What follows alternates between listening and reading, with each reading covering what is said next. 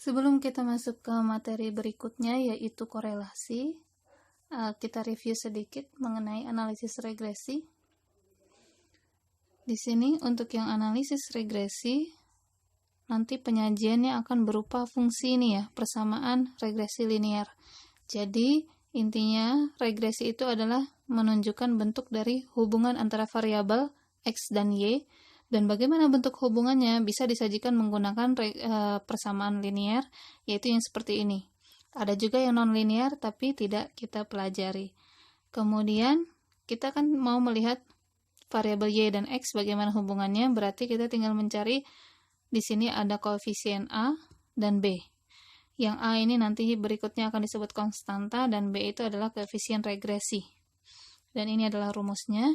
Kemudian jadi nanti kalau sudah dapat A dan B, input lagi ke persamaan ini. Jadi nanti hasil kalau yang ditanyakan bagaimana bentuk regresi dari variabel X dan Y, maka jawabannya adalah yang ini. Jadi proses pengerjaannya, cari dulu B-nya. Ini yang pertama kita cari, kemudian A-nya. Karena A di sini membutuhkan nilai B, jadi harus B terlebih dahulu. Selanjutnya baru yang dituliskan bagaimana persamaannya. Selanjutnya dipelajari juga kemarin mengenai kesalahan baku.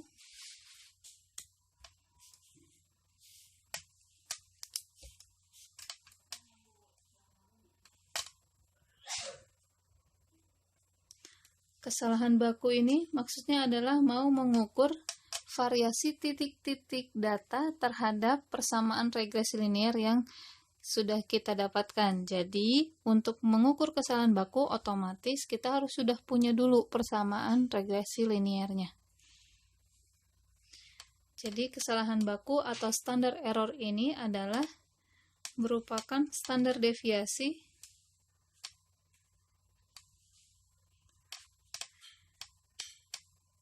yang mengukur variasi titik-titik data terhadap persamaan garis yang sudah kita cari tadi.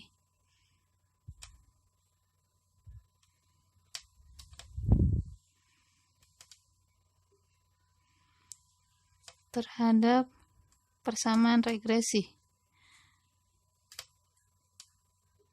Atau kalau dalam bentuk gambarnya dia berupa garisnya ya. Jadi bagaimana variasi titik-titik terhadap garis. Yang garis ini didapatkan dari hasil mencari persamaan regresi linear. Kemudian rumusnya adalah ini. Antara Y, topi, dan X, karena dia standar deviasi, maka simbolnya S. Ya, sama seperti standar deviasi pada sampel yang sebelum-sebelumnya kita pelajari. Cuma di sini ada YX-nya yang menunjukkan bahwa dia adalah standar deviasi antara hubungan X dan Y topi ini. Maka dia disebut kesalahan baku.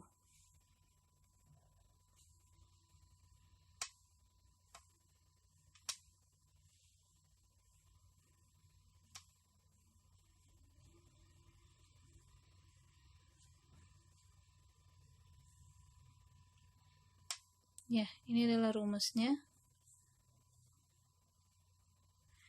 Jadi rumusnya ini mengandung A dan B yang memang harus kita dapatkan setelah mencari persamaan regresi linear.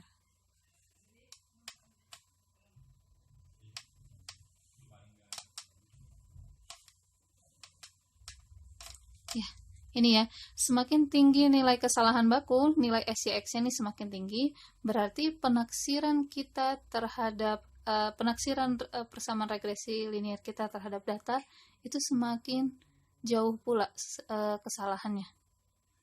Ya, jadi kalau SYX-nya tinggi, berarti persamaan regresi linear ini semakin tinggi pula kemungkinan salahnya.